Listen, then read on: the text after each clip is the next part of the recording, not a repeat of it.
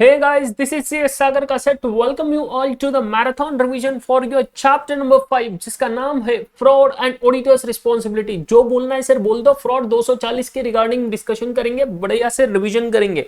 और आज की इस वीडियो में आपको बहुत नई चीज दिख रही होगी। दिख रही क्या भैया? ये देखो चार्ट है आपके सामने। अरे सर इतना बढ़िया चार्ट, बहुत अच्छा लग रहा है उसको देख के। कैसा लग रहा है ना? बहुत और बढ़िया लगेगा। देख लो, मैं एक ओवरऑल व्यू दिखा दूं आपको। पूरा चैप्टर नंबर 5 इसके अंदर समा हुआ है। पूरा चैप्टर नंबर 5 इतना है। पूरा चैप्टर नंबर 5 का डिटेल कप्पा कोना सब सब सब इसके अंदर बैठा हुआ है एक ही पीडीएफ फाइल में। अगर आपको ये पीडीएफ फाइल चार्ट चाहिए तो भैया मेरे एप्लीकेशन पे मिल जाएगा, टेंशन मत लो, डाउनलोड कर लो। एप्लीकेशन का लिंक मैंने दिया है डिस्क्रिप्शन बॉक्स में, सही है। अभी तो सर फिलहाल रिवीजन करेंगे बढ़िया से आपके पूरे चैप्टर नंबर 5 की इस चार्ट के बेसिस पर।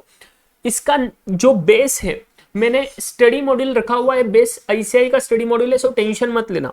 जो मैं आपको नोट्स बताता रहता हूँ वो नोट्स भी एक बार दिखा देता हूँ। उस नोट्स का एंड इस चार्ट का एकदम अच्छे से लेना देना है। सो देख सकते हो वो नोट्स भी आपके सामने है पूरे। अभी अगर मैं नोट्स बोलूँ तो अराउंड सर 8 से 10 पेजेस के नोट्स है सर इस पर्टिकुलर चैप्टर के, इंक्लूडिंग क्वेश्चन। 7.5 पेजेस के सर नोट्स है, उसके बाद क्वेश्चन से आपका केस स्टडी है, उसका डिस्कशन किया हुआ है। बट अगर मैं आपके साथ एकदम बढ़िया से बात करूं तो ये पूरे 8 पेजेस आपका एक ही पीडीएफ फाइल में बैठ रहा है इस पर्टिकुलर चार्ट में। समझ रहे हो? ये पर्टिकुलर चार्ट में पूरा एक ही पेज में बैठ रहा है। एकदम अच्छे से ध्यान देके पढ़ाई करना एंड रिवाइज करना मेरे साथ। चलो बेटा, चलो आ जाओ मेरे साथ, बढ़िया से रिवाइज करेंगे एकदम बढ़िया से लिंकिंग के साथ पूरा। फ्रॉड के इस पर्टिकुलर चैप्टर में पहले 4 पार्ट्स देखेंगे, उसके बाद में ऑडिट प्रोसीजर्स देखेंगे एंड देन रिस्पॉन्सिबिलिटीज देखेंगे। रिपोर्टिंग वाला बहुत इंपॉर्टेंट क्वेश्चंस होने वाले हैं इस पर्टिकुलर चार्ट से। चलो बेटा, सबसे पहली चीज सर फ्रॉड। फ्रॉड का पहला चीज देखते हैं सर, उसका मीनिंग क्या होता है। उसके साथ डिस्कशन करने के लिए आता है एसए 240, सही है सर। उसका मीनिंग के लिए बोल दूं तो मैंने 4 पार्ट करने हैं। पहला सर वो एक इंटेंशनल एक्ट है, सही है। इंटेंशनल एक्ट एंड यही एक डिस्टिंग्विशिंग फैक्टर है फ्रॉड एंड एरर का, सही है। मतलब फ्रॉड में इंटेंशनल होता है सर, इंटेंशन इन्वॉल्व होता है, अपने एरर में इंटेंशन नहीं रहता है। समझ रहे हो? इंटेंशनल एक्ट कौन करता है सर? ये बाय के बाद में सभी नाम दे दो सर। एम्प्लॉय, कंपनी का कोई भी मैनेजमेंट, सभी सर चीजें वो आएंगे इधर। एंड उसके बाद में थर्ड सर इसमें यूज ऑफ डिसेप्शन होता है। डिसेप्शन मतलब किसी को फंसाने का हेतु होता है। Are you guys getting?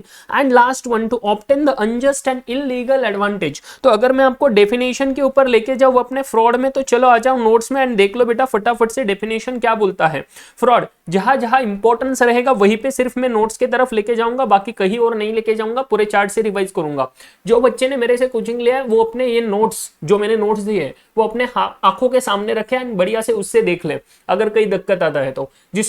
जिसने कोचिंग नहीं लिया है, जिसको ये नोट्स चाहिए, वो फटाफट से डिस्क्रिप्शन बॉक्स में जाके डाउनलोड कर लेना। ये नोट्स भी एप्लीकेशन पे अवेलेबल है। नेक्स्ट थिंग, जिसने अभी तक अपने दूसरे बुक से पढ़ाई किया हुआ है और उसको डिस्टर्बेंस नहीं करना है, तो आई विल रिकमेंड भैया डिस्टर्बेंस करो ही मत। नोट्स चेंज करने का कोई सवाल ही नहीं आता। आपने जिस बुक से पढ़ा है उसी बुक से, अगर उस बुक का रेफरेंस स्टडी मॉड्यूल होता है तो डेफिनेटली उसी से आपको सब चीजें पता लग जाएगी, टेंशन मत लेना। देख लो बढ़िया से सर फ्रॉड क्या बोलता है। According to SA 240, this is an intentional act by one or more individuals among management, TCWG, employees or third parties. सब लोग कवर हो गए।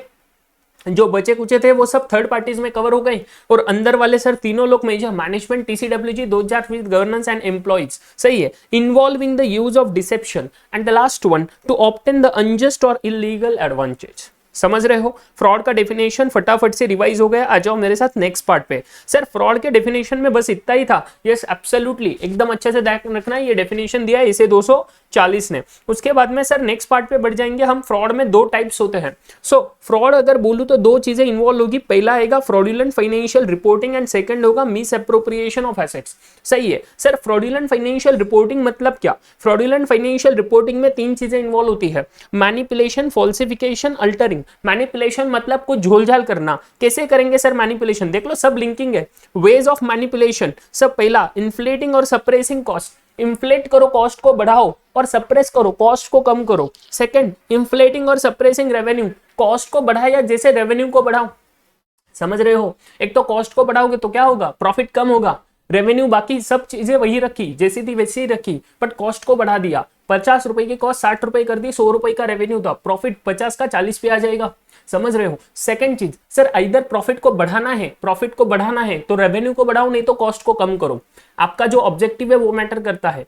प्रॉफिट को बढ़ाना है तो इधर रेवेन्यू को बढ़ाएंगे, नहीं तो कॉस्ट को कम करेंगे एक्चुअल से। सर सेकंड, जब प्रॉफिट को कम करना है तो इधर कॉस्ट को बढ़ाएंगे, नहीं तो रेवेन्यू को कम करेंगे। समझ रहे हो। तो ये दोनों चीजें इससे हो सकती है, इसको बोलते हैं मैनिपुलेशन। उसके बाद इन्फ्लेटिंग और suppressing the valuation of inventory. Sir inventory का वैल्यूएशन से कैसे फर्क पड़ेगा भैया, जब मैं कॉस्ट ऑफ गुड्स सोल्ड लेता हूं तो ट्रेडिंग अकाउंट बचपन वाला याद कर लो, वहां पे ओपनिंग स्टॉक डेबिट भी आता था, क्लोजिंग स्टॉक अपने क्रेडिट में आता था, तो वो एडजस्ट होके मेरा कॉस्ट ऑफ गुड्स सोल्ड बनता है एंड उसी से मेरा प्रॉफिट में इंपैक्ट आता है। समझ रहे हो। अगर मैंने वैल्यूएशन में झोल कर दिया तो ओपनिंग स्टॉक का एंड क्लोजिंग स्टॉक का वैल्यूएशन चेंज हो जाएगा। सर अगर opening stock and closing stock दोनों चेंज होंगे तो डेबिट एंड क्रेडिट दोनों होंगे, क्यों फर्क पड़ेगा भैया। जरूरी थोड़ी है कि opening stock and closing stock का वैल्यू सेम ही रहेगा, उसमें तो डिफरेंस रहेगा। तो जो डिफरेंस रहेगा उसके वजह से इंपैक्ट तो आने वाला है नेट वाला, ये तो है वो।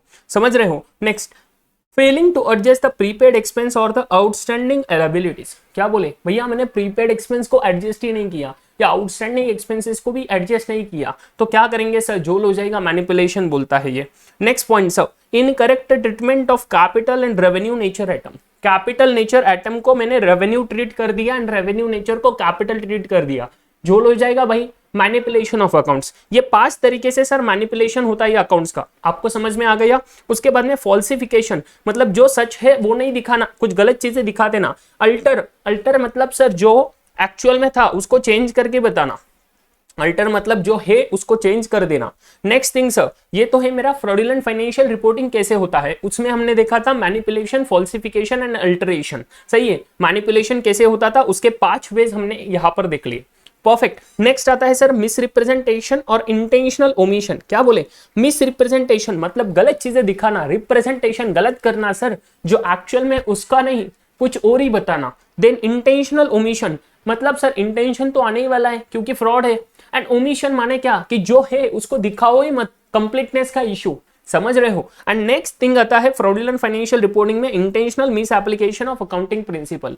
सर मतलब जो अकाउंटिंग प्रिंसिपल्स मुझे अप्लाई करना चाहिए लॉजिकली एंड जो यूजुअली होना चाहिए उसको मैंने गलत तरीके से अप्लाई कर दिया। इंटेंशनल मिस एप्लीकेशन, गलत तरीके से अप्लाई किया। याद कर लोगे फटाफट से, बहुत इंपॉर्टेंट चीज है एग्जाम परस्पेक्टिव कि फ्रॉड 2 तरीके से इन्वॉल्व रहेंगे। पहला fraudulent financial reporting, second miss appropriation of assets. Fraudulent financial reporting 3 चीजों की वजह से। कैसे करेंगे fraudulent financial reporting, either manipulation, falsification and sir alteration करके, सेकंड सर मिस रिप्रेजेंटेशन और इंटेंशनल ओमिशन करके, and the third thing intentional miss application of accounting policies करके। अगर मैं मैनिपुलेशन बोले तो वो 5 चीजों की वजह से होगा, अपन ने देख लिया अभी। सही है। उसके बाद में सर ये मिस एप्रोप्रिएशन ऑफ एसेट्स बोलूं तो इसमें 2 चीजें आती है, एक तो आता है miss appropriation of goods and second आता है डिफाल्केशन ऑफ कैश। सही है। अगर मैं पूरे लेवल पे देखूं एसेट्स लेवल पे तो क्या क्या वेज होते हैं जिसको मैं मिस एप्रोप्रिएशन कर सकता हूं एसेट्स का। पहला वे सर, आइदर मैं रिसीट्स को एम्बेजल कर दूं, मतलब जो पैसा मिला है ना उसको मैं गलत तरीके से रिपोर्टिंग कर दूं, गलत तरीके से सर ये कर दूं। मतलब क्या कि वो पैसा मिला बट बिजनेस को दो ही मत, खुद के जेब में डालो। Embezzlement of what, receipts. समझ रहे हो। Next thing stealing physical assets, assets को चुराओ, इंटेलेक्चुअल प्रॉपर्टी को चुराओ, फिजिकल एसेट्स को चुराना। सो एसेट्स का क्या हो रहा है सर, मिस एप्रोप्रिएशन हो रहा है। सही है।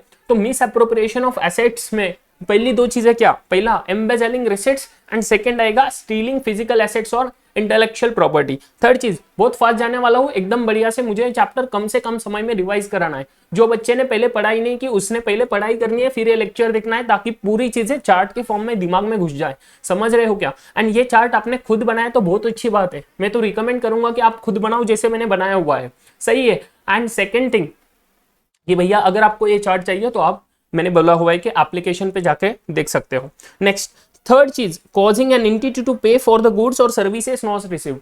मतलब क्या बोलता है सर, एसेट्स का मिस एप्रोप्रिएशन करना है तो ऐसा चीज करो कि जहां पे जो गुड्स एंटिटी का था नहीं तो उसका अपन ने कंजम्पशन कर लिया बट एंटिटी के अकाउंट से पैसा उठाया। सो सर बाहर घूमने गए थे, कहां पर विदेशी टूर कर लिया, फॉरेन टूर कर लिया बीवी बच्चों के साथ, एंड उसके बाद में क्या हुआ, झोल हुआ, उसका जो खर्चा था वो खर्चा कंपनी के अकाउंट्स में बुक कर दिया। कैसे चलेगा क्या, बिल्कुल भी नहीं, ये तो फ्रॉड हो रहा है। फ्रॉड में कौन से नेचर का फ्रॉड हो रहा है सर, ये फ्रॉडुलेंट फाइनेंशियल रिपोर्टिंग या एमओए है, MOA मेमोरेंडम ऑफ एसोसिएशन नहीं ढोक लो, मिस एप्रोप्रिएशन ऑफ एसेट्स, समझ रहे हो क्या? तो कॉजिंग एन एंटिटी, तो एंटिटी को ऐसे चीजों के लिए पैसा देने को लगाओ, ऐसे गुड्स के लिए, ऐसे सर्विसेज के लिए जो उनको मिले ही नहीं सर कभी। And the last way is personal use of assets. ये तो एक तो जीवन में बहुत बढ़िया आपको एक्सपीरियंस आएगा जब आप आर्टिकलशिप में जाओगे, जब आप अपनी खुद की चीजों का प्रिंटिंग निकालने जाओगे, ऑफिस का प्रिंटर यूज करोगे। पर्सनल यूज ऑफ फर्म का एसेट और एंटिटी का एसेट।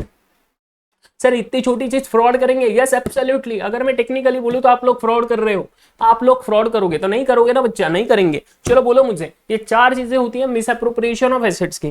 पहला embezzling assets, second stealing physical assets or intellectual property, third causing an entity to pay for the goods or services which are not received, and the last thing is personal use of assets। सही है। अगर मैं देखूं तो sir ये मैंने bifurcation किया था 2 चीजों के लिए, एक तो misappropriation of goods and second defalcation of cash. ये दोनों चीजें इस 4 वेज के थ्रू हो सकती हैं। अगर सर मैं डिफाल्केशन ऑफ कैश को और थोड़ा डिटेल में पढ़ूं तो 3 चीजें होती है डिफाल्केशन ऑफ कैश में, जिसमें से पहली 2 चीजें बहुत ज्यादा काम किया, थर्ड वाला चीज टाइम पास है जो अभी जिंदगी में ज्यादा पॉसिबल नहीं होता। पहली 2 चीजें डिफाल्केशन ऑफ कैश। डिफाल्केशन का मतलब क्या होता है? कुछ नहीं सर, मिस एप्रोप्रिएशन ही, बस दिल में इच्छा थी तो अलग नाम दे दिया, डिफाल्केशन रख दिया, समझ रहे हो? तो कोई टेंशन नहीं लेने का, दोनों का मीनिंग एग्जैक्टली सेम ही है। डिफाल्केशन ऑफ कैश 3 चीजों की वजह से, 3 तरीके से हो सकता है।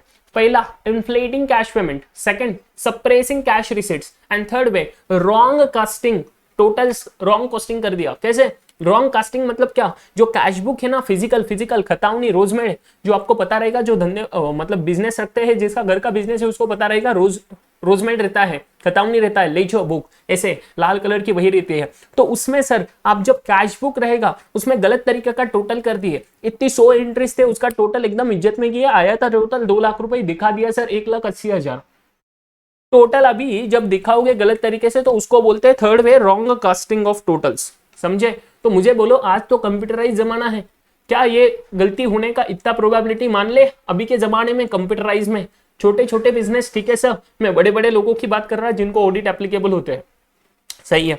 चलो सर, तो काम के है ये 2 चीजें, inflating cash payments and suppressing cash receipts. Inflating cash payments मतलब पे किया था एंटिटी ने 500 रुपए, इन्होंने दिखा दिया 700 रुपए। अभी जिस वेंडर को पे किया उसको तो 500 दिए, 200 अपने जेब में डाले जिसने ये फ्रॉड किया, समझ रहे हो? तो कैश पेमेंट्स को बढ़ा दिया, एंटिटी का पैसा ज्यादा गया, एंटिटी को नुकसान हुआ, तो एंटिटी के नजरों में क्या हुआ? फ्रॉड हुआ सर।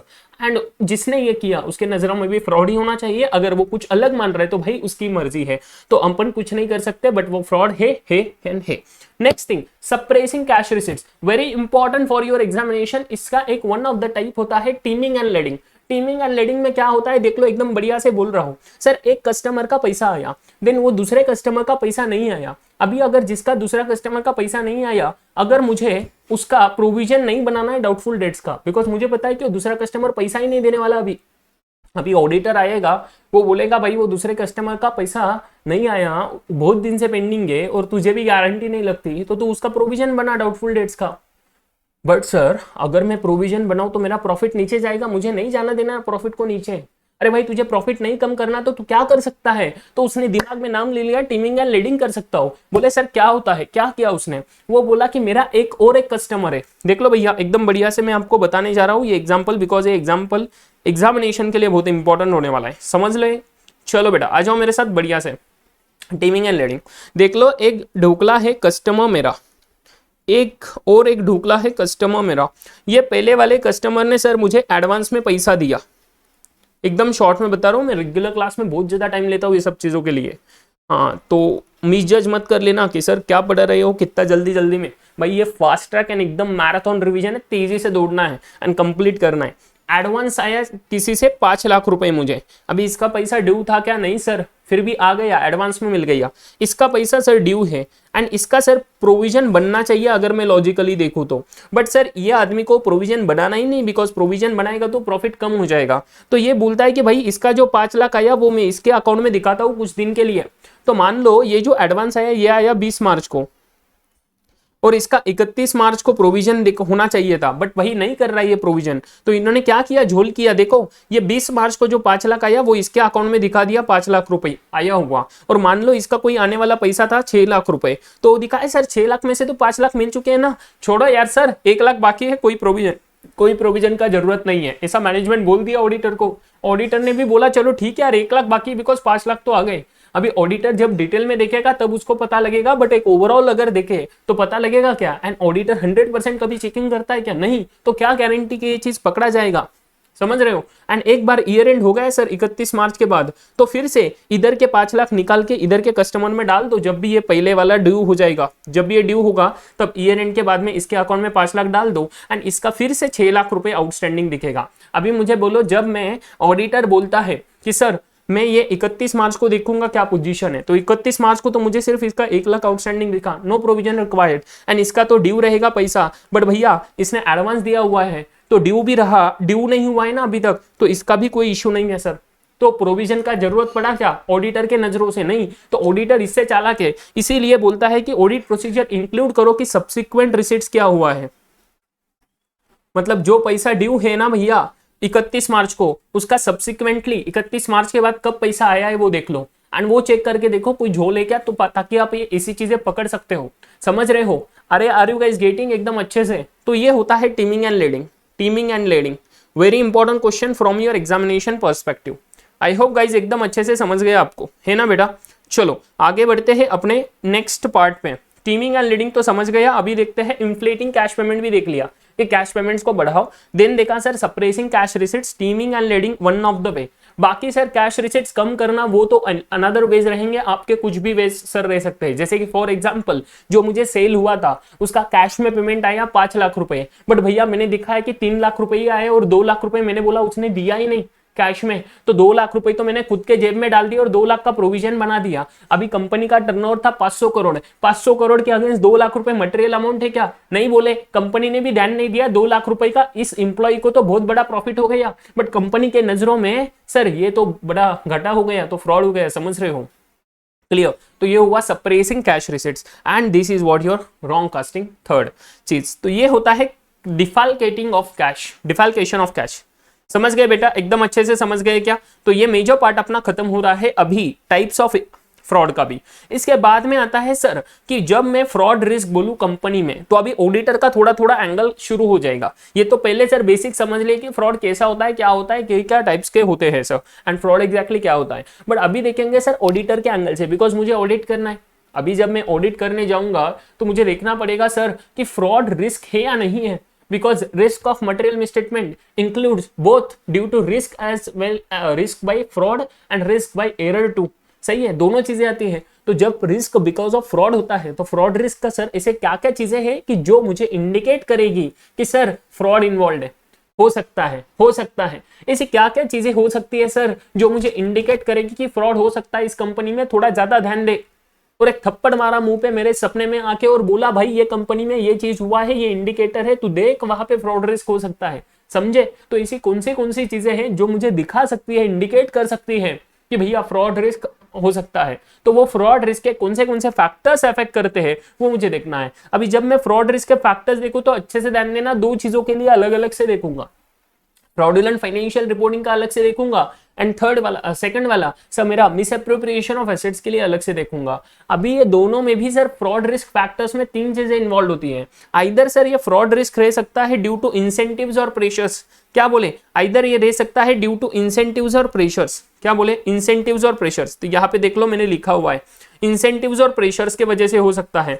या सर सेकंड चीज हो सकता है अपॉर्चुनिटी मिली उसके लिए फ्रॉड हुआ, एंड थर्ड सर उसका एटीट्यूड ही ऐसा है, उसका कैरेक्टर ही ऐसा है, ये फ्रॉड कर दिया। अब ये तीनों चीजें कॉमन है बट तीनों में पर्सपेक्टिव अलग है। समझ रहे हो? पहला चीज मैंने बोला कि फ्रॉड रिस्क फैक्टर मतलब फ्रॉड रिस्क इन्वॉल्व हो सकता है किसके वजह से? आइदर इंसेंटिव और प्रेशर है उसके ऊपर। इंसेंटिव मतलब उसका फायदा होने वाला है तभी फ्रॉड कर रहा है वो। समझ रहे हो? तो फायदा होने वाला है तब आइदर वो फ्रॉडुलेंट फाइनेंशियल रिपोर्टिंग करेगा, नहीं तो एसेट्स को मिसअप्रोप्रिएट करेगा। सही है? तो ये कहां पे कैसे हो सकता है? तो पहले इंसेंटिव्स और प्रेशर्स देख लो। सही है? इंसेंटिव्स और प्रेशर्स इन्वॉल्व रहना मतलब कैसा? जब मैं बोलूं फ्रॉडुलेंट फाइनेंशियल रिपोर्टिंग, तब पहली चीज हो सकती है सर कि मार्केट सैचुरेशन और कंपटीशन के वजह से सर वो कर रहा है वैसा। प्रेशर से कि सर मार्केट में मुझे बिजनेस को गुडविल बढ़ाना है, गुडविल बढ़ाना है। टॉप मैनेजमेंट ने प्रेशर दिया कि भाई ऐसी चीजें करो जो हुई नहीं है, रेवेन्यू को बढ़ाओ, रेवेन्यू को बढ़ाओगे प्रॉफिट ज्यादा दिखेगा, प्रॉफिट ज्यादा दिखेगा, मार्केट में इज्जत बढ़ेगी यार। तो कंपटीशन, मार्केट का सैचुरेशन पॉइंट की वजह से प्रेशर आ रहा है, ये प्रेशर आने की वजह से गलत फाइनेंशियल रिपोर्टिंग हुआ, तो this is what your fraud risk factor. तो ऑडिटर ने क्या ध्यान रखना है कि सर मार्केट में अगर कॉम्पिटिटिव फैक्टर बहुत ज्यादा इन्वॉल्व हो सकते हैं तो शायद पॉसिबल है कि फ्रॉडुलेंट फाइनेंशियल रिपोर्टिंग हो। समझा आपने कि फ्रॉड रिस्क फैक्टर्स मतलब क्या बोलना चाहता है कि भाई अगर ऐसी ऐसी सिचुएशन होती है तो ये इंडिकेट करेगा कि फ्रॉड रिस्क हो सकता है, फ्रॉड रिस्क है, आप चेक करो सर, आप चेक करो, उस वे से देखो। समझे? तो पहला चीज competition and market saturation point देख लो। सेकंड चीज सर रैपिड चेंजेस हो रहे हैं, बहुत ज्यादा चेंजेस हो रहे हैं एनवायरमेंट में, एंटिटी में, तो वो इंडिकेट कर सकता है कि भाई आपका फाइनेंशियल रिपोर्टिंग में झोल हो सकता है। नेक्स्ट कस्टमर का डिमांड बहुत ही कम हो रहा है, कस्टमर का डिमांड कम हो रहा है तो देख लो यार उतना ही इंपैक्ट मेरे इस पे आ रहा है क्या, तो शायद कंपनी उसका इज्जत बचाने के लिए डिमांड दिखाए नहीं, मतलब सेल्स को सर दिखाएंगे वो ज्यादा और प्रॉफिट को बचा के रखेंगे इवन इफ उसका डिमांड कम हो रहा है। तो ये आप करते हैं जब आप ऑडिट में प्लानिंग करते हो कि आप देखते हो मार्केट का ट्रेंड क्या चल रहा है, कंपनी क्या चल रहा है, अगर बहुत सिग्निफिकेंट वेरिएशन लगा तो आप झोल कर दोगे एंड देखोगे भैया इधर कुछ तो झोल हो सकता है, आप झोल कर दोगे मतलब आप देखोगे कि इधर कुछ झोल हुआ है या नहीं हुआ है। समझ रहे हो? तो ये क्यों हुआ, ये क्यों आप देखना चाहते हो, बिकॉज आपको पता है सर ये फ्रॉड रिस्क हो सकता है, तो ये फ्रॉड रिस्क फैक्टर उसी की वजह से बना कि fraudulent financial reporting due to what, due to decline in customer demand, कोई तो सिग्निफिकेंट वेरिएशन दिख रहा है। एंड देन आता है threat of bankruptcy, foreclosure and hostile take over, कि सर मेरा कंपनी को कोई धमकी दे रहा है कि मैं तुझे परचेस कर लूंगा, तेरे हाथ में कुछ नहीं है, तो वो जब परचेस करने वाला है तो क्यों करेगा और मुझे क्यों अपॉर्चुनिटी नहीं देगा, वो क्यों मुझे डोमिनेट करेगा, बिकॉज शायद मेरी फाइनेंशियल पोजीशन इतनी स्ट्रांग नहीं है मेरे कंपनी की। अगर मेरे कंपनी की फाइनेंशियल पोजीशन इतनी स्ट्रांग नहीं बट सामने वाले बंदे को पता है कि ये कंपनी बहुत अच्छी है, फ्यूचर में बहुत प्रॉफिट मिलेगा, तो मुझे खरीदना चाहेगा, बट मुझे उसको बेचना नहीं है। जब मुझे उसको बेचना नहीं, जब उसे खरीदना है तो वो मेरे ऊपर डोमिनेट कर सकता है, शायद वो मार्केट का बड़ा प्लेयर हो, और अगर वो मुझे डोमिनेट करके टेक ओवर कर ले मेरे कंपनी को तो उसको बोलते हैं क्या, होस्टाइल टेक ओवर। जब मेरी इच्छा नहीं है बेचने की बट वो खरीदना चाहता है, तो भाई मैंने उसको गलत चीजें दिखाई, तब मैंने उसको बोला कि मेरे कंपनी का प्रॉफिट जो तू इतना कम समझ रहा है ना उतना कम है नहीं भाई, वो तो बहुत ज्यादा है, वो तो बहुत ज्यादा है। एंड सेकंड चीज सर, ये तो मैंने जस्ट एग्जांपल के लिए बोला, और बाकी जो चीजें तू देखता है ना उतनी अच्छी है नहीं, वो कम है। शायद मेरे कंपनी का प्रॉफिट बहुत ज्यादा हो इसलिए वो देखना चाहता है, तो मैंने प्रॉफिट्स को कम कर दिया फ्रॉडुलेंट फाइनेंशियल रिपोर्टिंग करके, और उसको दिखाया कि भाई तुझे तो लग रहा है कि मेरे कंपनी का प्रॉफिट मान लो 100 करोड़ है, बट एक्चुअल में 100 करोड़ है नहीं, 10 ही करोड़ है, तो शायद वो उसका डिसीजन चेंज कर दे टेक ओवर का। तो उसके वजह से क्या हो सकता है सर, फ्रॉडुलेंट फाइनेंशियल रिपोर्टिंग हो सकता है। आपको समझा क्या 4 फैक्टर्स है किसके, इंसेंटिव्स और प्रेशर्स। प्रेशर्स आ रहे हैं ना मार्केट से, टेक ओवर का प्रेशर है, होस्टाइल टेक ओवर का प्रेशर है, तो वो चीज हो सकता है। ये 4 चीजें ध्यान में रखोगे। एग्जांपल्स मैंने बस एग्जांपल्स लिए, इसके एडिशनल एग्जांपल्स मेरे नोट्स में अवेलेबल है, तो आप लोग देख सकते हो, एंड इवन मॉड्यूल में भी अवेलेबल है। सही है, मॉड्यूल से ही लिए हुए मैंने, सो मॉड्यूल में भी अवेलेबल है, टेंशन मत लो। नेक्स्ट आता है miss appropriation of assets. Sir incentives और प्रेशर्स जब मैं बोलता हूँ for fraudulent financial reporting, but जब मैं बोलूँ मिस एप्रोप्रिएशन ऑफ एसेट्स तो सिर्फ एंगल चेंज करोगे। पहला एंगल क्या था कि मेरे पास इंसेंटिव है, प्रेशर है। प्रेशर किसका, मार्केट का, मैनेजमेंट का। इंसेंटिव मतलब मेरा फायदा हो रहा है, तब मैं फाइनेंशियल रिपोर्टिंग में झोल करके फ्रॉड करूंगा। बट सर सेकंड चीज, यही इंसेंटिव और यही प्रेशर मुझे रहेगा, बट अगर मैं एसेट्स को मिस एप्रोप्रिएट करूं, फाइनेंशियल रिपोर्टिंग को कुछ नहीं कर रहा, एसेट्स को मिस एप्रोप्रिएट कर रहा, शायद सर मैं गुड्स को चुरा रहा हूं, नहीं तो कैश को डिफाल्केशन कर रहा हूं, सही है, तो उसको बोलेंगे सर अपना मिस एप्रोप्रिएशन ऑफ एसेट्स के केस में इंसेंटिव्स एंड प्रेशर। तो ये केस कब करेंगे सर, एम्प्लॉय कब करेगा मिस एप्रोप्रिएशन ऑफ एसेट्स में ड्यू टू इंसेंटिव और प्रेशर, जब सर उसका और मैनेजमेंट का रिलेशनशिप अच्छा नहीं रहेगा।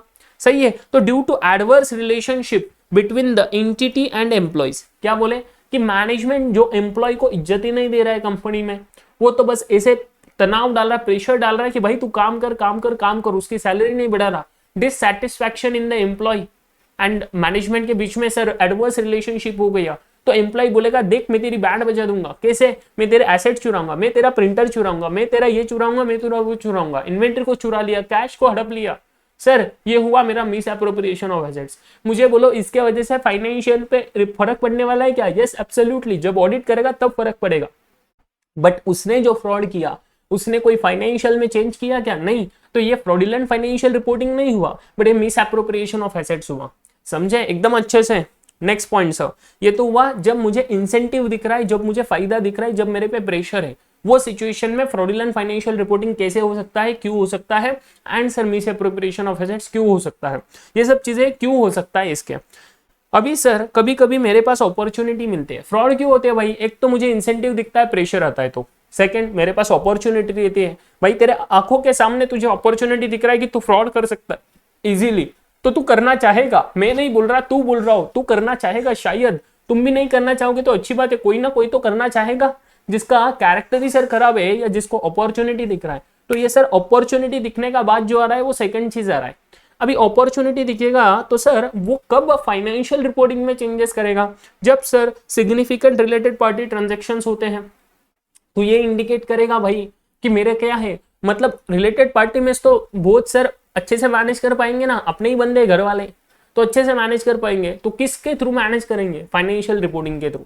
तो जब सिग्निफिकेंट रिलेटेड पार्टी ट्रांजैक्शंस के थ्रू सर ये क्या कर सकते हैं, फ्रॉडुलेंट फाइनेंशियल रिपोर्टिंग, क्योंकि इनके पास वो अपॉर्चुनिटी है, अपने ही घर के बंदे हैं तो मैनेज कर सकते हैं, ये अपॉर्चुनिटी है, और ये अपॉर्चुनिटी की वजह से वो क्या कर रहे हैं, फाइनेंशियल रिपोर्टिंग में फ्रॉड कर रहे हैं। समझ रहे हो, यहाँ पे एसेट्स मिस एप्रोप्रिएट होने का सवाल है क्या, नहीं सर, बट फाइनेंशियल रिपोर्टिंग में चेंजेस कर रहे हैं, तो वो हुआ बेटा आपका financial reporting, fraudulent financial reporting, and due to what, opportunity मिला, ये तो अपॉर्चुनिटी ना आपके पास कि घर वाले लोगों के साथ सर मिलके मैनेज कर लो। नेक्स्ट, मेरे पास डोमिनेटिंग पावर है इंडस्ट्री को एबल, सर्टेन इंडस्ट्री में मेरा डोमिनेटिंग पावर है, तो मान लो मैं बोला आईटी इंडस्ट्री, तो इन्फोसिस, टीसीएस, इनका डोमिनेटिंग पावर है, चाहे तो ये लोग कुछ फाइनेंशियल रिपोर्टिंग में झोल कर सकते हैं। मैं बस एग्जांपल दे रहा हूं, दिल पे मत लेना, मेरी भी बहुत प्यारी कंपनीज है वो, मेरे लिए भी, बट अच्छे से ध्यान रखो, मैं जस्ट एग्जांपल दे रहा है कि जब मैं बोलूं कि मेरे पास पावर है किसी इंडस्ट्री में एकदम हाथ ये करके एकदम बैठना, तो वो एबिलिटी टू डोमिनेट। अभी ये केस में क्या होगा, जो मैं चाहूँ वो होगा, अगर मैं चाहूँ कि मेरे फाइनेंशियल रिपोर्टिंग में इतना दिखना चाहिए तो दिखेगा। समझ रहे हो क्यों, बिकॉज मैं डोमिनेटिंग पावर हूं, मैं बंदा हूँ वहां का एकदम बड़ा इस इंडस्ट्री का। समझ रहे हो, तो ये चीज होएगा मेरा अपॉर्चुनिटी। क्यों, कैसे अपॉर्चुनिटी मिला, because he has the domination power. Next, significant estimate, significant subjective judgements. मुझे दिख रहा है भाई कि मेरा प्रोविजन बनना चाहिए 5 लाख रुपए का, बट मैं 5 लाख का बना दूं तो प्रॉफिट 5 लाख से कम होगा। अभी ये तो सर एस्टिमेट है, जजमेंट है ना, तो चाहे तो मैं बोल सकता हूँ भाई मेरा जजमेंट सिर्फ 2 लाख का है, तो प्रॉफिट सिर्फ 2 लाख से कम होगा। तो भाई जजमेंट्स रखना, ये क्या है, मेरे पास अपॉर्चुनिटी है कि मैं 5 लाख का 2 लाख कर सकता हूँ। भला वो बात अलग है कि ऑडिटर उसकी बैंड बजा देगा अगर उसको वो सही नहीं लगा जजमेंट, तो बिकॉज ऑडिटर तो पूछेगा ना उसको, मैनेजमेंट को, कि भाई किस बेसिस पे जजमेंट लिया। अगर मैं प्रायर ट्रेंड देखूं तो मुझे 5-5 लाख 7-7 लाख रुपए दिख रहे, तुम किस बात पे 2 लाख का प्रोविजन बना रहे हो, ज्यादा बनना चाहिए। अभी वो बात अलग है कि मैनेजमेंट इसको कैसे टैकल करेगा, बट भाई उसके पास अपॉर्चुनिटी तो है कि खुद का मन जब बोलता है कि 5 लाख होना चाहिए, 3 लाख होना चाहिए, 2 लाख होना चाहिए, एक्यूरेसी का सवाल नहीं आता, बिकॉज मैनेजमेंट का जजमेंट है, मैनेजमेंट का एस्टिमेट है। सही, वो प्रूव कैसा करेंगे वो बात अलग है, बट पहले पास उनके पास अपॉर्चुनिटी तो है कि खुद की मन की पावर चलाए। सही है, तो मन की पावर चलाने का किधर इंपैक्ट आ रहा है, फाइनेंशियल रिपोर्टिंग में, तो इसीलिए फ्रॉडुलेंट फाइनेंशियल रिपोर्टिंग में अपॉर्चुनिटी की वजह से थर्ड फैक्टर बना। फोर्थ फैक्टर, कोई कॉम्प्लेक्स ट्रांजैक्शन है, ऐसा कॉम्प्लेक्स ट्रांजैक्शन बना दिया, इधर से उधर, उधर से इधर, उधर से इधर, उधर से इधर, भाई सब घुमा के रख दिया, ऑडिटर को समझने में 2 घंटे चले गए। बट सर नॉर्मली अगर मैं देखूं तो ये कॉम्प्लेक्स ट्रांजैक्शन बनाया किसने, मैनेजमेंट ने। उसने अपॉर्चुनिटी लिया कि मैं इसे कॉम्प्लेक्स ट्रांजैक्शन बनाऊंगा और फ्रॉड करूंगा। अभी ऑडिटर उसका ये तो वो समझ लेगा कि इधर कुछ तो झोल हुआ है, अगर उसको नहीं समझा तो शायद सर गड़बड़े, बहुत ही बड़ा कॉम्प्लेक्स ट्रांजैक्शन कर दिया। सही है, तो ऑडिटर ने ध्यान रखना चाहिए कि भाई शायद ऐसे कॉम्प्लेक्स ट्रांजैक्शन दिखे, मतलब यहाँ पे फ्रॉड रिस्क है। समझे, बहुत ही बड़ा कॉम्प्लेक्स ट्रांजैक्शन दिखा, इधर से उधर सभी कंट्रीज से घुमा रहे ट्रांजैक्शन को, तो कॉम्प्लेक्स ट्रांजैक्शन दिखा मतलब फ्रॉड रिस्क है। ये ऑडिटर के लिए इंडिकेटर है। समझे, और किस बात का फ्रॉड रिस्क है सर, ये अपॉर्चुनिटी मिला कंपनी को कि कॉम्प्लेक्स ट्रांजैक्शन में इन्वॉल्व हो सके। एंड कहां पे इंपैक्ट आएगा, फाइनेंशियल रिपोर्टिंग पे, तो फ्रॉडुलेंट फाइनेंशियल रिपोर्टिंग अपॉर्चुनिटी। समझे। नेक्स्ट, इसका मिस एप्रोप्रिएशन ऑफ एसेट्स कैसे इंडिकेट करेगा। पहला, large amount of cash in hand, 15 lakh, 20 lakh, 25 lakh, 30 lakh का कैश रख रहे हाथ में, भाई इतना पैसा रख रहे तो रिस्क तो है ना कि कभी भी पैसा चुरा सकता है। 4 दिन के लिए किसी को, कैशियर को पैसा लग गया, वो घर पे लेके गया, यूज कर लिया, 4 दिन बाद ला के गले में रख दिया। 15-20 लाख का कैश रखोगे तो भाई तो झोल तो होना ही है। अपॉर्चुनिटी मिला ना, आंखों के सामने 20 लाख पड़े हैं, अपॉर्चुनिटी है यार, अपॉर्चुनिटी है, अपॉर्चुनिटी है, तो 4 दिन के लिए यूज कर लिया, समझ रहे हो। नेक्स्ट, स्मॉल साइज इन्वेंट्री, भाई मिस एप्रोप्रिएशन ऑफ एसेट्स है तो सिर्फ कैश आएगा क्या, नहीं, वहां पर तो मिस एप्रोप्रिएशन ऑफ गुड्स भी आएगा। तो इन्वेंट्री अगर छोटा छोटा इन्वेंट्री है, कैलकुलेटर से भाई, कैलकुलेटर तो घर पे लेके जा सकता है पर्सनल यूज के लिए, तो हो गया fraud. Yes absolutely, miss appropriation of assets, use of entities assets for the personal use, तो ये हो गया बेटा, क्यों, बिकॉज अपॉर्चुनिटी दिखा। कैलकुलेटर तो लेके जा सकता हो, प्रिंटर लेके जा सकता है घर पे, नहीं सर, क्यों, साइज बड़ा है ना, तो छोटा साइज का इन्वेंट्री तो अपॉर्चुनिटी दे रहा है उसको घर पे लेके जाने के लिए, तो फ्रॉड हो रहा है। नेक्स्ट, इजीली कन्वर्टेबल एसेट्स, भाई मैं किसी एसेट्स को इजीली कन्वर्ट कर सकता हूं, तो भाई क्या होगा, ये मेरा अपॉर्चुनिटी मिला मुझे कि इजीली कन्वर्ट करके मैं उसको यूज करूंगा एंड मैं उसको चुरा लूंगा, तो वो क्या हुआ भैया, मेरा अपॉर्चुनिटी मिला, समझे। तो मिस एप्रोप्रिएशन ऑफ एसेट्स हुआ। तो ये हो गए इंसेंटिव प्रेशर की वजह से कैसे इंपैक्ट आएगा, कैसे फैक्टर पड़ेंगे मेरे fraudulent financial reporting and MOA में। नेक्स्ट है बेटा मेरा अपॉर्चुनिटी की वजह से कैसे होगा दोनों के केस में, एंड एटीट्यूड्स एंड रेशनलाइजेशन क्या इंडिकेट करेंगे। एटीट्यूड रेशनलाइजेशन मतलब बोलने की बात होती है कि जिसका कैरेक्टर ही ऐसा है, सब चीजें चुराना, सब चीजें फ्रॉड करना, उसको बस मौका चाहिए, उसका कैरेक्टर ही वैसा है, उसको मौका कैसे देगा, जो अपॉर्चुनिटी वाले फैक्टर्स देंगे वो उसको मौका देंगे। एंड जिसका सर कैरेक्टर ही वैसा है तो वो कैसे इंडिकेट करेगा कि उसने फ्रॉड किया है। ऐसा कोई कंपनी का ऑडिट कर रहे हैं, वो कंपनी का हिस्ट्री है सर कि वो झोल करते ही है, हिस्ट्री है कि वो लॉ का वायोलेशन करेंगे। अभी एक बार किसी को समझाया तो मान गए तो अच्छी बात है, बट जो बंदा मानता ही नहीं तो वो इंडिकेट करता है कि उसके कैरेक्टर में कोई दोष है ना। तो अगर उसके कैरेक्टर में दोष है तो वो मेरा फ्रॉडुलेंट फाइनेंशियल रिपोर्टिंग पे इंपैक्ट नहीं ला सकता। Yes absolutely, and that's why बोला sir known history of violation आपको इंडिकेट करेगा कि ये बंदे के कैरेक्टर में जोश है, कैरेक्टर में सर कुछ तो झोल है, एंड इसीलिए वो हर बार वायलेशन करता ही है। और अगर वो हर बार वायलेशन करता है तो आपके लिए रिस्क बनता है फ्रॉड का, कि इसने इस साल भी किया रहेगा कुछ फ्रॉड का रिस्क, समझ रहे हो, इस साल भी फ्रॉड हुआ रहेगा। नेक्स्ट आता है एक्सेसिव इंटरेस्ट बाय मैनेजमेंट। कोई चीजों में मैनेजमेंट का बहुत ज्यादा इंटरेस्ट है, अगर उसका ज्यादा इंटरेस्ट आपको दिख रहा है तो दिख रहा है भाई कि फ्रॉड होने का प्रोबेबिलिटी है, तो फ्रॉड रिस्क इन्वॉल्व हो सकता है। और ये फ्रॉड रिस्क किसके वजह से सर, क्या यहाँ पे अपॉर्चुनिटी है, क्या यहाँ पे सर मेरा इंसेंटिव प्रेशर है, नहीं सर, उसका नेचर ही वैसा है, बिकॉज उसका इंटरेस्ट दिख रहा है ना उसको, अगर उसका इंटरेस्ट सर है उसमें तो उसका नेचर ही वैसा है कि अपने इंटरेस्ट का फायदा उठा लो, सही है, अपना फायदा उठा लो। Next, interest by management tax motivated reason, कुछ टैक्स के पर्पस के लिए सर अगर वो इंटरेस्ट दिखाए एंड कुछ झोल कर सकते हैं फाइनेंशियल रिपोर्टिंग में, तो उनका attitude. No distinction between personal and business transaction, भाई वो बोला मैं ट्रैवलिंग के जा रहा हूँ बीवी बच्चों के साथ घूमने 2 दिन के लिए, मैंने इधर दिखा दिया बिल, क्या फर्क पड़ता है, वो दिखाई नहीं रहा भाई कि तूने अकाउंटिंग स्टैंडर्ड पढ़ना है। भाई मुझे ज्ञान बहुत है बट मेरा एटीट्यूड ऐसा है, मेरा कैरेक्टर ऐसा है कि मैं तो इधर ऐसे ही करूंगा। भाई तू अगर ऐसे ही करेगा तो फिर ये झोल होने वाला है, समझे। तो इसको बोलेंगे अगेन फ्रॉडुलेंट फाइनेंशियल रिपोर्टिंग का फैक्टर कैसे सर, कि जब ये डिस्टिंक्शन ही नहीं करते पर्सनल एंड बिजनेस ट्रांजेक्शन में, मतलब फ्रॉडुलेंट फाइनेंशियल रिपोर्टिंग पॉसिबल है, समझे। Then sir adverse relation between management and auditor, ये कैसे हो सकता है, ऑडिटर ने कुछ डेटा मांगा उन्होंने दिया ही नहीं, ऑडिटर ने कुछ डेटा मांगा उन्होंने दिया ही नहीं, बोले नहीं देंगे अपन। ऑडिटर ने बोला भाई ये चीजें मिसस्टेटमेंट है इसको रेक्टिफाई करो, वो बोले नहीं करेंगे सर, अपनी मर्जी। भाई तू कोई बात मानता ही नहीं है ऑडिटर की, अगर तू कोई बात मानता ही नहीं ऑडिटर की तो इंडिकेट कर रहा है तेरे कैरेक्टर में कोई दोष है, तो अच्छी बातें नहीं चाहता, तो ऑडिटर की इज्जत नहीं करता, तो ये इंडिकेट कर रहा है कि मैनेजमेंट कुछ फ्रॉड किया है। तो उस वे से अभी देखो तो ये क्या हुआ, जब ऑडिटर के साथ मैनेजमेंट रिलेशन नहीं बना रहा अच्छे से और ऑडिटर को इज्जत नहीं दे रहा, एडवर्स रिलेशनशिप आ रहा, तो उसको बोलेंगे sir fraud risk factor involve है इसमें, कौन सा, जो सर उनके एटीट्यूड नेचर पे डिपेंड है, सही है, कैरेक्टरिस्टिक्स की वजह से, कैरेक्टर की वजह से। एंड देन सर एमओए के केस में कैसे आएगा ये चीज, तो sir management override of control, very important concept है MOH, management override of control. Management override of control क्या बोलता है सर, कि जहां पे जिस मैनेजमेंट ने वो कंट्रोल को बनाया वो उसको तोड़ सकता है। मैंने कोई रूल बनाया, अभी मुझे पता है मैंने जब रूल बनाया तो उसमें क्या क्या लूप होल्स है, तो मैं उन लूप होल्स का फायदा उठा सकता हूं। तो सर जिस मैनेजमेंट ने कंट्रोल्स बनाए हैं वो मैनेजमेंट को पता है वो कंट्रोल्स में क्या लूप होल्स है, तो वो फायदा उठाएंगे उस लूप होल का। एंड सर ओवरराइड करेंगे कंट्रोल को। तो सो एक बहुत बड़ा रिस्क होता है मैनेजमेंट ओवरराइड ऑफ कंट्रोल, जो आता है because of what, their attitude, because of their character, and ये फ्रॉड रिस्क रहता है। एंड इसके लिए हम करते हैं जर्नल एंट्रीज का टेस्टिंग, समझे, बहुत इंपॉर्टेंट चीज है। नेक्स्ट आता है डिसप्लेजर और डिससैटिस्फैक्शन ऑफ एम्प्लॉयज, कि एम्प्लॉय सर खुश नहीं है मैनेजमेंट से, एम्प्लॉय कंपनी से खुश नहीं है, तो वो करेंगे सर, उनके नेचर को बदलेंगे, उनके एटीट्यूड को बदलेंगे। वो हर बार जब जब मौका मिलेगा तब तब चोरी करेंगे, तो वो हर बार जब जब मौका मिलेगा तब एसेट्स को चुराएंगे, कैश को चुराएंगे, समझे, तो बन जाएगा miss appropriation of assets.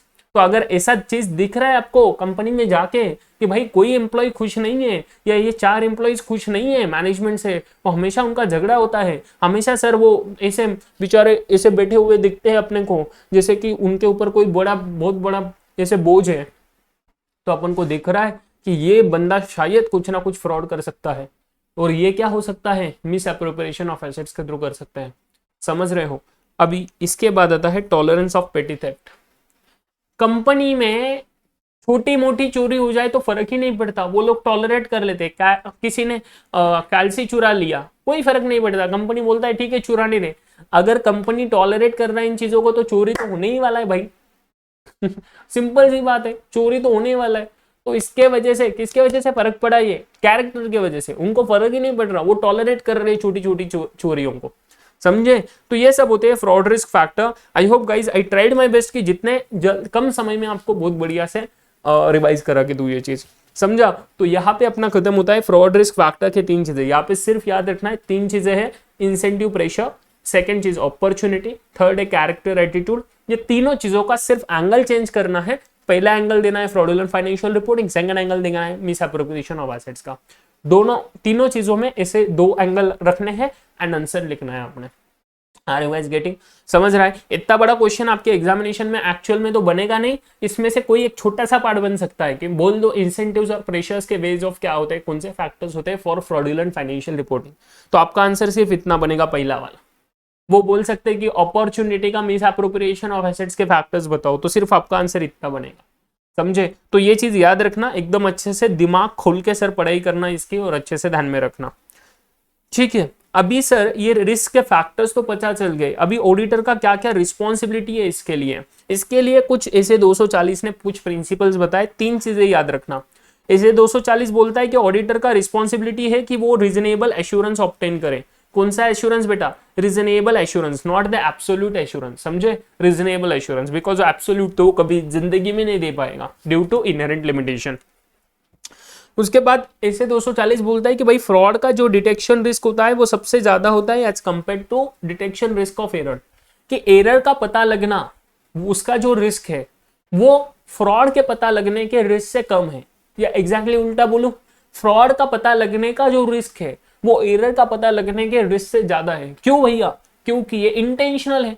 Intentional चीजों को सर वो बहुत अच्छे से मैनेज करेंगे। अगर बहुत अच्छे से मैनेज किया है, सबूत को मिटा दिया है, प्रूफ्स कोई छोड़ा नहीं है sir, in that case sir difficulty होने वाली है पता लगने में। एंड जितनी ज्यादा डिफिकल्टी होएगी उतना डिटेक्शन रिस्क बढ़ेगा, सही है। जिसको डिटेक्शन रिस्क दिमाग में नहीं आ रहा है क्या होता है ये, तो मेरा ऑडिट रिस्क का रिस्क असेसमेंट वाला जो रिवीजन का वीडियो है, डिस्क्रिप्शन बॉक्स में पूरा प्लेलिस्ट का लिंक दिया हुआ है, वहां पे जाके वो प्लेलिस्ट में रिस्क असेसमेंट चैप्टर का देख लो फटाफट से, चौथे चैप्टर का, 4th चैप्टर का रिवीजन एकदम अच्छे से कवर हो जाएगा वो, ठीक है। एंड थर्ड चीज बोलता है भाई, मैंने पहले बोला, एकदम अच्छे से ध्यान दो बेटा, मैं एक बार आपको ये फटाफट से चार्ट के थ्रू दिखा देता हूं, देख लो क्या बोलता है ये चीज। ये बोलता है कि सर एक तो मेरा झोल हो सकता है 2 चीजों की वजह से, एक तो हो सकता है सर फ्रॉड के वजह से, नहीं तो सर एरर के वजह से। दोनों रिस्क रहते हैं ना। जब मैं बोलूं कि फ्रॉड के वजह से होगा या एरर के वजह से होगा, इसमें डिटेक्शन रिस्क किसका ज्यादा है सर, फ्रॉड एंड एरर में सर डिटेक्शन रिस्क ज्यादा है मेरे फ्रॉड का। फ्रॉड को पता लगाने में ज्यादा कष्ट लगेंगे एज कम्पेयर टू एरर, तो रिस्क इसमें ज्यादा है, डिटेक्शन रिस्क इसमें ज्यादा है, हाइयर है, समझे। अभी इसमें हाइयर है, इसमें लोअर है। फ्रॉड 2 चीजों की वजह से हो सकते हैं, 2 लोग कर सकते हैं मेजरली। मैं बोलूंगा मैनेजमेंट का फ्रॉड, एंटिटी का अंदर का ही लोग बोल रहा हूँ, आउटसाइडर नहीं बोल रहा हूं। मैंने बोला मैनेजमेंट ने फ्रॉड करना, मैनेजमेंट ने किया हुआ फ्रॉड और एम्प्लॉय ने किया हुआ फ्रॉड, पता लगाना कौन सा डिफिकल्ट है सर, एम्प्लॉय ने किया हुआ या मैनेजमेंट किया हुआ। सर मैनेजमेंट ने किया हुआ फ्रॉड पता लगाना ज्यादा डिफिकल्ट है, क्यों?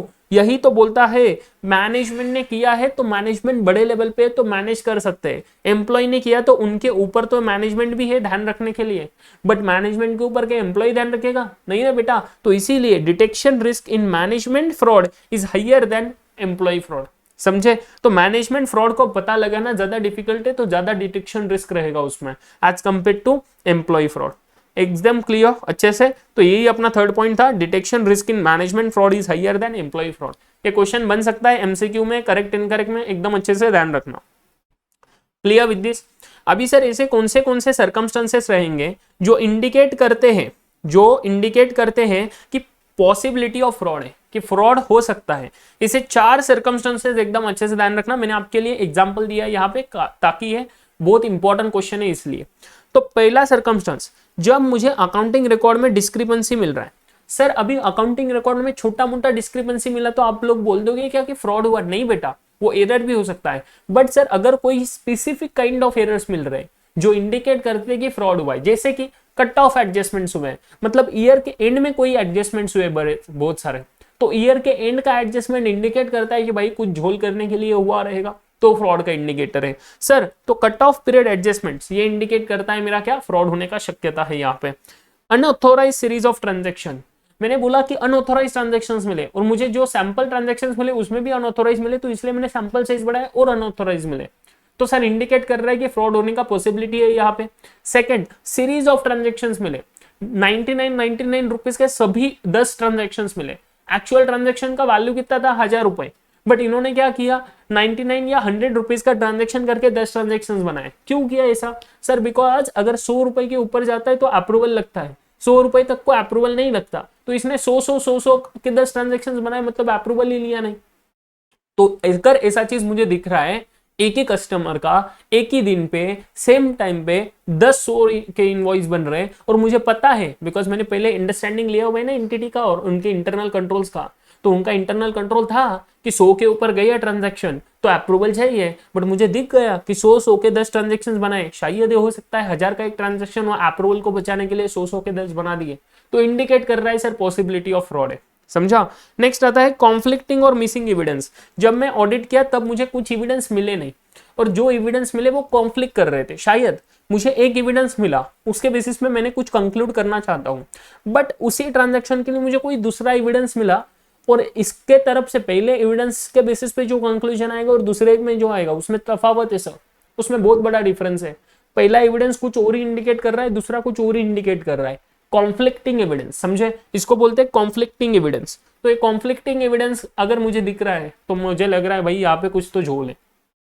मिसिंग एविडेंस, एविडेंस ही नहीं मिल रहा है, तो अगेन लग रहा है सर कुछ ना कुछ झोल है। तो अल्टर डॉक्यूमेंट्स की है सर, जो डॉक्यूमेंट्स था उसका वैल्यू था 5 लाख रुपए, उसको अल्टर कर दिया है, 5 लाख की जगह 6 लाख कर दिया, कुछ तो झोल दिख रहा है। नेक्स्ट मिसिंग डॉक्यूमेंट, वो तो बात की। Missing inventory, physical assets, again कुछ झोल लग रहा है sir, miss appropriation of assets हो सकता है। एंड ऊपर के केस में सर फ्रॉडुलेंट फाइनेंशियल रिपोर्टिंग हो सकता है अल्टर डॉक्यूमेंट्स में। थर्ड चीज सर, प्रॉब्लमेटिक और unusual relationship between auditor and management. अगर मुझे मैनेजमेंट कुछ दे ही नहीं रहा कुछ चीजें, ये अपन ने देखा ना फ्रॉड रिस्क फैक्टर में भी, सही है? तो सर अगर मैनेजमेंट मुझे दे ही नहीं रहा कुछ चीजें, मैं डेटा मांग रहा हूँ दे ही नहीं रहा, सिर्फ बोल रहा है हर रोज कि कल दूंगा कल दूंगा कल दूंगा, 10 दिन हो गए मांग रहा, दे ही नहीं रहा, unusual delay in providing information indicates कि भाई कुछ तो झोल है यहाँ पे। Next thing, denial of access to records, भाई कुछ चीजें वो बोल ही नहीं रहा, वो बोल रहा है कि सर सीक्रेट है अपन नहीं दे सकते। भाई किस बात का सीक्रेट? ऑडिटर हूं मैं, मुझे राइट दिया है, हर एक चीज जो मेरे ऑडिट के लिए जरूरी है वो मुझे चाहिए, तू नहीं दे रहा मतलब कुछ ना कुछ तो झोल है सर उसमें। नेक्स्ट, तू मुझे फैसिलिटीज प्रोवाइड नहीं कर रहा मतलब कुछ ना कुछ तो झोल है। तू मुझे एम्प्लॉय को एक्सेस नहीं दे रहा मतलब कुछ ना कुछ झोल है। तू मुझे कस्टमर से कंफर्मेशन नहीं लेने दे रहा मतलब कुछ ना कुछ झोल है। तू मुझे वेंडर से कंफर्मेशन नहीं लेने दे रहा है मतलब कुछ ना कुछ झोल है। सर तू मुझे एम्प्लॉय से बात करने दे रहा है तो कुछ ना कुछ झोल है। अगर ऐसी चीज दिखती है तो वो बोलता है कि सर ऑडिटर एंड मैनेजमेंट के बीच में एक प्रॉब्लमेटिक रिलेशनशिप हो जाएगा एंड ये इंडिकेट करेगा कि यहाँ पे कुछ ना कुछ फ्रॉड है, समझे? एंड द लास्ट थिंग, कुछ अदर पॉइंट्स जैसे कि सर अकाउंटिंग पॉलिसीज में बड़ा वेरिएशन है as compare to industry. Industry में यूजुअली फीफो होता है, ये लोग वेटेड एवरेज कर रहे हैं नहीं ना भाई, कुछ तो झोल हो सकता है। बार बार पॉलिसी चेंज कर रहे हैं, कुछ तो झोल हो सकता है। Frequent changes in accounting estimates, depreciation का मेथड, लास्ट ईयर एसएलएम, इस साल डब्ल्यूडीवी, 2 साल पहले डब्ल्यूडीवी, उसके 2 साल पहले एसएलएम, क्या मन मर्जी है, हर साल चेंज कर रहे हैं पागल जैसे, नहीं चलेगा भाई। Frequent changes in accounting estimates leads to what, indicate कर रहा है possibility of fraud. Next, tolerance of violation of code of conduct, entity के पॉलिसीज को, कोड ऑफ कंडक्ट को कोई फॉलो ना करे तो भी इनको फर्क नहीं पड़ता कंपनी को, मैनेजमेंट को, तो ये इंडिकेट कर रहा है कि भाई यहाँ पे फ्रॉड हो सकता है, समझे। तो these are what the indicators of possibility of fraud, समझे बेटा, क्लियर विद दिस। बस चैप्टर खत्म होने को है, अपने 2 मेजर पॉइंट बचे हैं कि सर अभी ये पॉसिबिलिटी ऑफ फ्रॉड समझ गया, तो अभी ऑडिट प्रोसीजर कौन से परफॉर्म करने चाहिए ऑडिटर ने इन ऑर्डर टू आइडेंटिफाई कि कुछ फ्रॉड हुआ या नहीं हुआ। तो ध्यान दो भैया, सबसे पहले एंगेजमेंट टीम मेंबर्स का डिस्कशन होना चाहिए एक दूसरे के साथ। तो यहाँ पे सबसे पहले सर प्लानिंग करते समय मैनेजमेंट एंगेजमेंट टीम मेंबर्स का साथ एंगेजमेंट टीम का डिस्कशन होगा, वहां पे पार्टनर समझाएंगे उनके प्रायर एक्सपीरियंस के बेसिस पे कि इस कंपनी में कहाँ पे क्या फ्रॉड हो सकता है, या हुआ है या नहीं हुआ है, या कितना प्रोबेबिलिटी है। ये ससेप्टेबिलिटी के बारे में, प्रोबेबिलिटी, ससेप्टेबिलिटी आपके प्रायर एक्सपीरियंस के बेसिस पे, इंडस्ट्री के इंफॉर्मेशन एक्सपीरियंस के बेसिस पे, कंपनी के एक्सपीरियंस के बेसिस पे, अंडरस्टैंडिंग के बेसिस पे एंटिटी के बताएंगे, डिस्कशन करेंगे एंगेजमेंट टीम मेंबर्स के साथ, सही है। उसके बाद में इंक्वायर करेंगे मैनेजमेंट को कि भाई मैनेजमेंट को कुछ पता चला है कि जो ऑडिट पीरियड का हम ऑडिट कर रहे हैं, जो साल को ऑडिट कर रहे हैं, उस साल में ऐसा कोई चीज हुआ है क्या, आपको कुछ पता है क्या कि भाई कोई फ्रॉड हुआ है आपके कंपनी में, किसी एम्प्लॉय ने किया है, तो हमें बताओ, इंक्वायर करो मैनेजमेंट को। थर्ड चीज आप करोगे, इंटरनल ऑडिटर के कुछ रिपोर्ट्स, आप इंटरनल ऑडिटर का रिपोर्ट एग्जामिन करोगे, देखोगे कोई फ्रॉडुलेंट इवेंट इंटरनल ऑडिटर ने कम्युनिकेट किया है क्या मैनेजमेंट को। फोर्थ चीज, मिनट्स ऑफ मीटिंग्स देखोगे ऑडिट कमेटी का एंड बोर्ड ऑफ डायरेक्टर्स के मीटिंग्स का, ताकि अगर ऐसा कुछ झोल हुआ होगा तो शायद मिनट्स ऑफ मीटिंग्स में, बोर्ड मीटिंग्स में या ऑडिट कमेटी के मीटिंग में डिस्कशन हुआ होगा तो वो मिनट्स में आएगा, तो मिनट्स के थ्रू अपने को पता लगेगा कि ऐसा कुछ इवेंट हुआ था, फ्रॉड का झोल हुआ था। Next, obtain written representation from the management, written representation low management से। सर ये रिटर्न रिप्रेजेंटेशन किन किन बातों के लिए लेंगे, तो 4 बातों के लिए रिटर्न रिप्रेजेंटेशन लेंगे। पहली चीज, मतलब ये 4 के अलावा भी बहुत सारी चीजें रहती है डब्ल्यूआर में, ऐसे 580 में पढ़े ना, ऐसे 580 में देखा है कि रिटर्न रिप्रेजेंटेशन में क्या क्या आता है, उसमें से फ्रॉड के रिगार्डिंग ये 4 बातों को इंक्लूड करना है डब्ल्यूआर में, ऐसे 580 याद रखना। तो ये 4 बातें क्या क्या इंक्लूड करनी है। पहली चीज इंक्लूड करनी है कि भाई मैनेजमेंट एक्सेप्ट करता है कि उसका internal control implementation and effective operation का रिस्पॉन्सिबिलिटी है। सर ये तो रिस्पॉन्सिबिलिटी ऑडिटर का रहता है टेस्ट ऑफ कंट्रोल्स का, भाई मैं टेस्ट ऑफ कंट्रोल्स की बात नहीं कर रहा, मैं बात कर रहा है कि इंटरनल कंट्रोल्स को डिजाइन करो एंड मेंटेन करो एंड इफेक्टिवली ऑपरेट कराओ, ये मैनेजमेंट का प्राइमरी रिस्पॉन्सिबिलिटी रहता है और उन्होंने वो एक्सेप्ट करना चाहिए। कैसे एक्सेप्ट करेंगे, थ्रू रिटर्न रिप्रेजेंटेशन, वो अपने को एक्सेप्ट करके देंगे, साइन करके देंगे कि सर हम एक्सेप्ट करते कि हमारा रिस्पॉन्सिबिलिटी है, समझे। नेक्स्ट चीज, उन्होंने बिलीव करना है कि भाई जो भी अनकरेक्टेड मिसस्टेटमेंट्स है, मतलब मैंने कुछ गलतियां निकाली थी, कुछ मिसस्टेटमेंट्स थी, उसमें से कुछ मैनेजमेंट ने करेक्ट की, कुछ नहीं की, जो अनकरेक्ट थी, जो नहीं की, वो अनकरेक्टेड मिसस्टेटमेंट्स अगर सर मेरे मटेरियलिटी को एक्सीड करते तो मेरा क्वालिफिकेशन ऑफ ओपिनियन आएगा, मॉडिफिकेशन ऑफ ओपिनियन आएगा 705 के हिसाब से। बट सर अगर वो एक्सीड नहीं करती है तो इन दैट केस क्या होएगा, मेरा मॉडिफिकेशन ऑफ ओपिनियन नहीं आएगा। तो इन दैट केस मैनेजमेंट ने मुझे कंफर्म करना चाहिए कि भाई तुम भी मानते हो, तुम भी विश्वास रखते हो कि ये अनकरेक्टेड मिसस्टेटमेंट्स एक्चुअल में मटेरियलिटी को एक्सीड नहीं करता, समझे, कि they believe that the effects of uncorrected misstatements in the FS are immaterial. वो भी मानते हैं कि अनकरेक्टेड मिसस्टेटमेंट्स का इफेक्ट जो है फाइनेंशियल स्टेटमेंट्स पे वो इमटेरियल है। हमने तो इमटेरियल कैसे बेसिस पे डिसाइड किया, ऑडिटर ने, बेस्ड अपॉन मटेरियलिटी। बट अगर वो लोग चाहते हैं, अगर उनको पता है कि भाई ये तो मटेरियलिटी बहुत हाई रख दिया है, अपने एक्चुअल में देखे तो मटेरियल है ये चीज, तो अगर आपको पता है तो आपने हमें बताना चाहिए कि सर ये मटेरियल है, आप इमटेरियल मत बोलो। बट अगर आप नहीं बोलते हो, मतलब आप मानते हो कि वो इमटेरियल है, और आपने हमें लिख के देना चाहिए कि आप मानते हो, आप बिलीव करते हो कि effect of uncorrected misstatements is immaterial on the financial statement, समझे। प्लस इस सभी सच एटम्स का समरी देना पड़ेगा, ऐसे कौन से अनकरेक्टेड आइटम्स है उसका सबका समरी देना पड़ेगा आपने अपने रिटर्न रिप्रेजेंटेशन में, जो आपने करेक्ट नहीं किया, समझा। थर्ड चीज उन्होंने रिटर्न रिप्रेजेंटेशन में देना है कि जो भी उनको फैक्ट्स पता है, जो भी उनको सिग्निफिकेंट फैक्ट्स पता है फ्रॉड के रिगार्डिंग, वो सब उसने ऑडिटर को बताया है, कोई भी छुपाया नहीं, कुछ भी छुपाया नहीं है, वो उन्होंने रिटर्न रिप्रेजेंटेशन के थ्रू साइन करके देना है। एंड द लास्ट थिंग उन्होंने बोलना है कि हमने खुद ने फ्रॉड रिस्क का असेसमेंट किया है। ये भी रिस्पॉन्सिबिलिटी मैनेजमेंट का आता है कि भाई तुमने फ्रॉड कैसे आइडेंटिफाई किया, तो तुम लोग क्या करते हो, ये ऑडिटर पूछेगा उसको पहले कि भाई तुम लोग क्या करते हो फ्रॉड आइडेंटिफाई करने के लिए। तो सर वो बोलेंगे कि हमारे यहाँ भी ये प्रोसीजर परफॉर्म होते हैं। तो how actually assess, how management assess the fraud risk in the entity, ये तुमने एसेस किया है ये हमें बताओ। तो ऑडिटर को डिस्क्लोज किया है it results of the assessment of fraud risk, कि आपने जो फ्रॉड रिस्क किया, एसेस किया, उसके क्या क्या रिजल्ट्स आए वो सब तुमने हमें बताया, कुछ हमसे छुपाया नहीं। तो ये चारों चीजें आप इंक्लूड करोगे मैनेजमेंट के रिप्रेजेंटेशन में, रिटर्न रिप्रेजेंटेशन में, ऐसे 500 के हिसाब, ऐसे 580 के हिसाब से वो अपने लेने। Are you guys getting? ये आपने कंफर्म कराना है। सर ये सब ऑडिट प्रोसीजर करने के बाद आप कुछ कंक्लूड करोगे, आप कुछ कंक्लूड करोगे। और अगर आपको लगता है सर कि ऑडिटर अभी एंगेजमेंट को कंटिन्यू नहीं कर सकता बिकॉज यहाँ पे बहुत ही ज्यादा झोल है सर कंपनी में, और ऐसे कंपनी का ऑडिट करना मतलब बहुत बड़ी रिस्क है, तो unable to continue with the engagement. November 2020 में एग्जाम में क्वेश्चन पूछ चुके हैं, फिर से पूछ सकते हैं।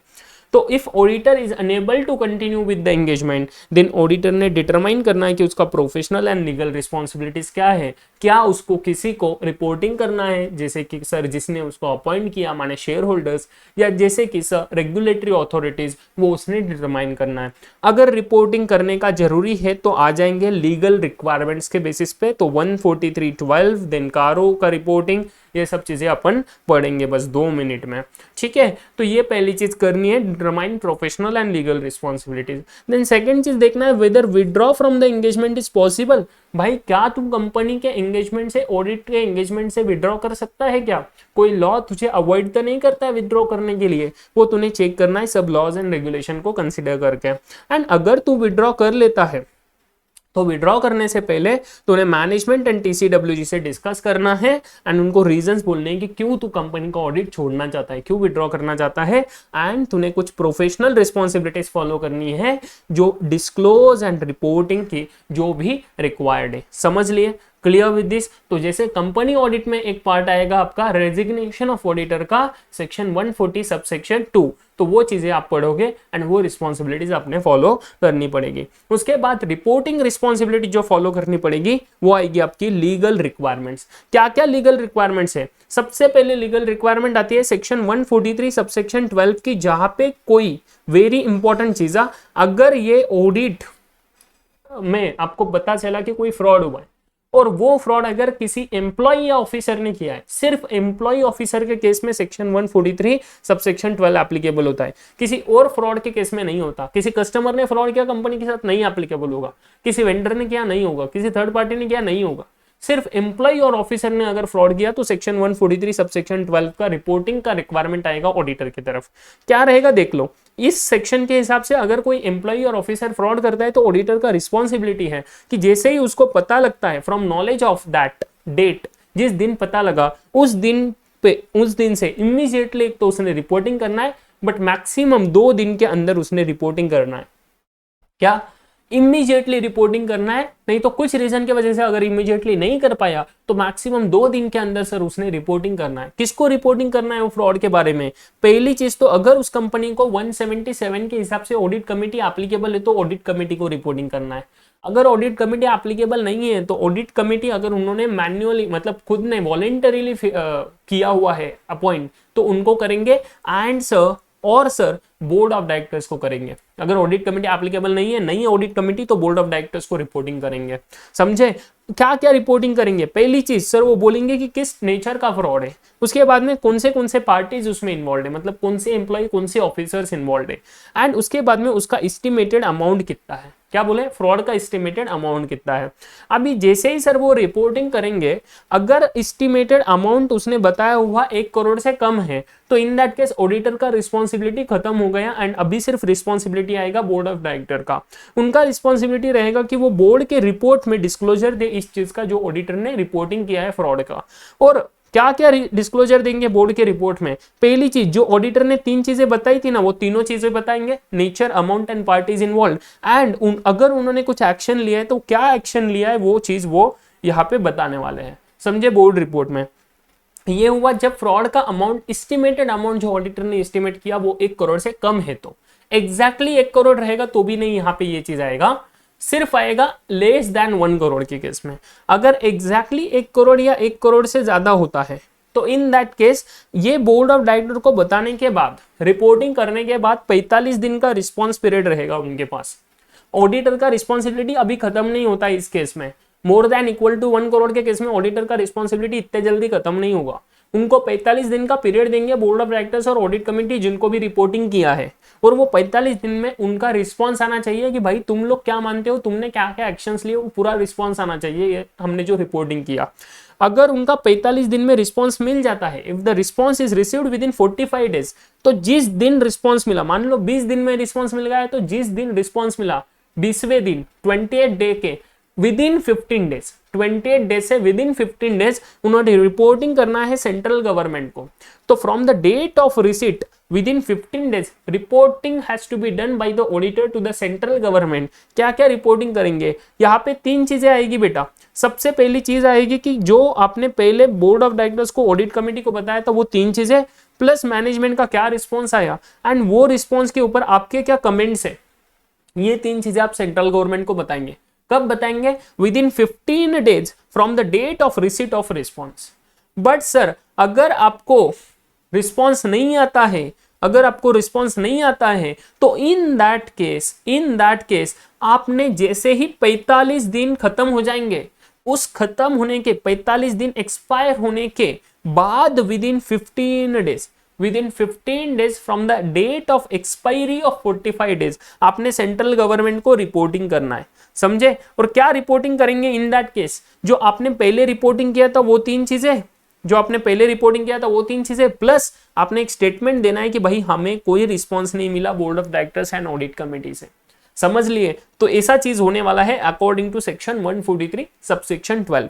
सर बस इतना ही रिस्पॉन्सिबिलिटी रहता है क्या? नहीं भैया, अभी आता है कारो का रिस्पॉन्सिबिलिटी। देखो कारो में 2 चीजें हैं, एक है मेरा कारो ऑफ 2016 जो अभी सीए इंटरमीडिएट है ना, ईपीसीसी के लिए एप्लीकेबल है up to November 21 examination.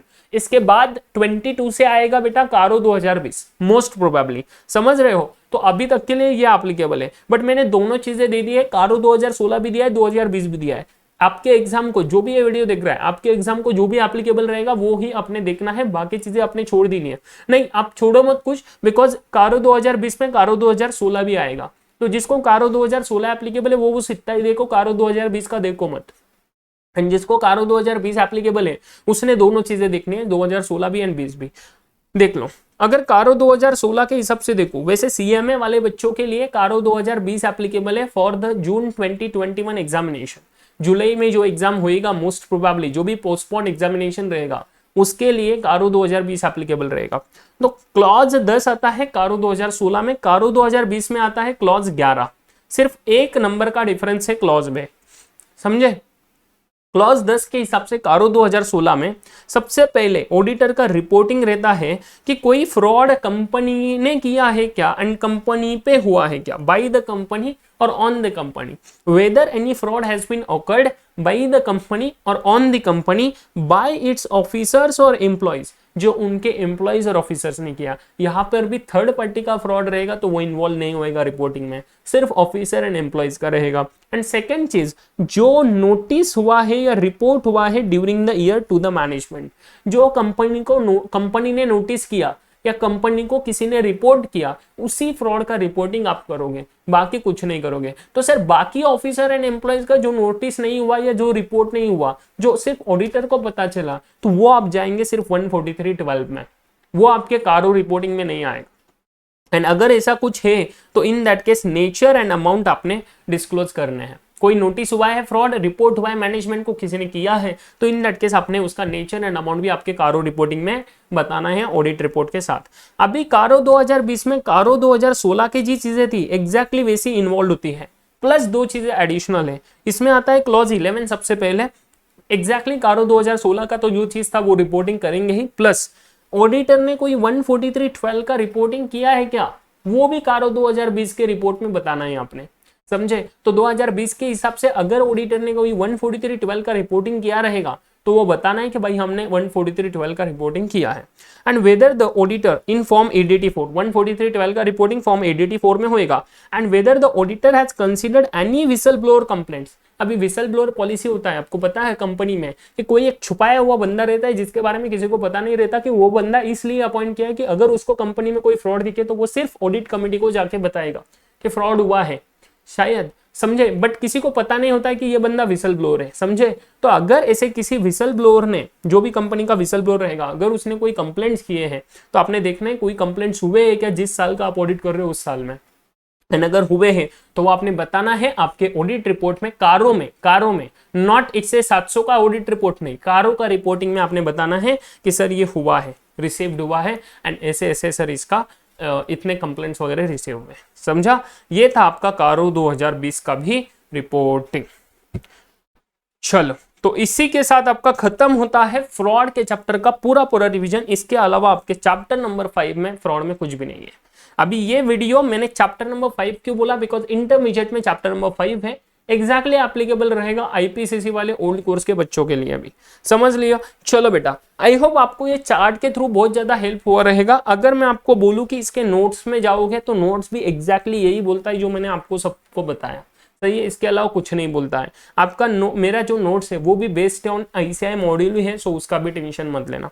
I hope guys एकदम अच्छे से क्लियर हो गया होगा। अगर आपको बहुत अच्छा समझा रहेगा तो प्लीज गाइज इस वीडियो को लाइक कर दो, शेयर कर दो, जितने ज्यादा मैक्सिमम फ्रेंड्स के साथ शेयर कर सकते हो। एंड अभी तक सब्सक्राइब नहीं किया है चैनल को तो प्लीज सब्सक्राइब कर दो, ताकि इसे बहुत सारी चीजें मैं आपके लिए बनाने वाला हूँ, और जितना आपका सपोर्ट मिलेगा उतना मुझे बनाने के लिए ज्यादा एनर्जी आएगा, सही है बेटा। चलो, मिलते हैं फिर नेक्स्ट वीडियो में। अगर आपको ये चार्ट्स पसंद आते तो प्लीज कमेंट कर देना इस वीडियो को। आपका जो भी फीडबैक रहेगा that will matters a lot, बहुत ज्यादा मैटर करता है, एंड वो मुझे एनर्जी देगा, सही है। तो आपका फीडबैक जो भी है प्लीज कमेंट कर दो इस वीडियो को लेके, एंड अच्छे से पढ़ाई कीजिए। Be positive, be confident. अगर आपके कुछ सजेशंस रहेंगे तो मुझे बताना, and take care of yourself. मिलेंगे नेक्स्ट वीडियो में, तब तक के लिए गुड बाय।